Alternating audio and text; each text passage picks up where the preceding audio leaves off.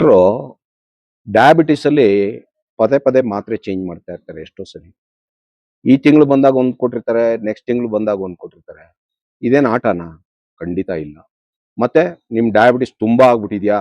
ಅದಕ್ಕೆ ಚೇಂಜ್ ಮಾಡ್ತಾ ಇದೀರಾ? ಇಲ್ಲ. ಏನಾಗುತ್ತೆ, ಡಯಾಬಿಟಿಸ್ ಅನ್ನೋದು ಒಂದೇ ಲೆವೆಲಲ್ಲಿ ಇರಲ್ಲ.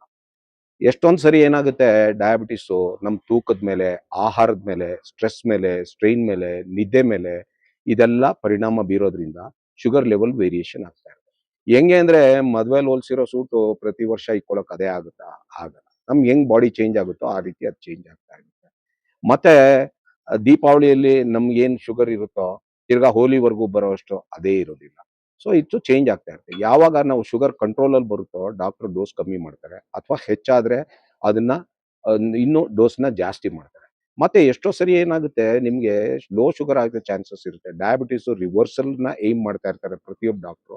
ನನ್ ಸಾಕಷ್ಟು ಪೇಷಂಟ್‌ಗಳು ರಿವರ್ಸಲ್ ಆಗಿದ್ದಾರೆ, ಮತ್ತೆ ತುಂಬಾ ಕಂಟ್ರೋಲ್ ಆಗಿದ್ದಾರೆ, 7 ಒಳಗಡೆ ಬರ್ತಾರೆ. ಆವಾಗ ಸಹ ನಾವು ಡೋಸ್‌ನ ವೇರಿಯೇಷನ್ ಮಾಡ್ಬೇಕು. ಇಲ್ಲಾಂದ್ರೆ ಹೈಪೋಗ್ಲೈಸಿಮಿಯಾಗೆ ಹೋಗೋ ಚಾನ್ಸಸ್ ಇರುತ್ತೆ.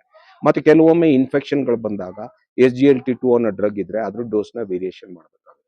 ಸೊ ಡಯಾಬಿಟಿಸ್ ಡ್ರಗ್‌ನ ಚೇಂಜ್ ಮಾಡೋದು ನಿಮ್ಮ ಒಳ್ಳೇದಕ್ಕೆ. ಆದ್ರೆ ಇದನ್ನೆಲ್ಲ ಮಾಡ್ಬೇಕಾದ್ರೆ ನೀವು ನಿಯಮಿತವಾಗಿ ಪರೀಕ್ಷೆ ಮಾಡಿಸ್ಕೋಬೇಕು. ಶುಗರ್‌ನ ಪರೀಕ್ಷೆ ಮಾಡ್ಕೋಬೇಕು, ಕಿಡ್ನಿ ಫಂಕ್ಷನ್ನು, ರೀನಲ್ ಫಂಕ್ಷನ್ನು, ಮತ್ತೆ HbA1cನ ಆಗಾಗ ಚೆಕ್ ಮಾಡಿ ನಿಮ್ ಡಾಕ್ಟರ್ ಹತ್ರ ಕನ್ಸಲ್ಟ್ ಮಾಡ್ತಾ ಇರ್ಬೇಕು. ನಿಮ್ಮಷ್ಟಕ್ಕೆ ನೀವೇ ಚೇಂಜ್ ಮಾಡ್ಕೊಳ್ಳೋದು, ಅದೇ ಮಾತ್ರೆ ತಗೊಂಡು 3 ವರ್ಷ ಬಿಟ್ಟು ಬರೋದು ದೊಡ್ಡ ತಪ್ಪು. ದಯವಿಟ್ಟು ಇದನ್ನ ಅನುಸರಿಸಿ, ಮತ್ತೆ ಇದೇ ತರದ ಹೆಚ್ಚಿನ ಮಾಹಿತಿಗೋಸ್ಕರ ನನ್ನ ಫಾಲೋ ಮಾಡಿ. ನಾನು ನಿಮ್ಮ ಡಾಕ್ಟರ್ ಉತ್ತಮ್ ಚಾಂದ್.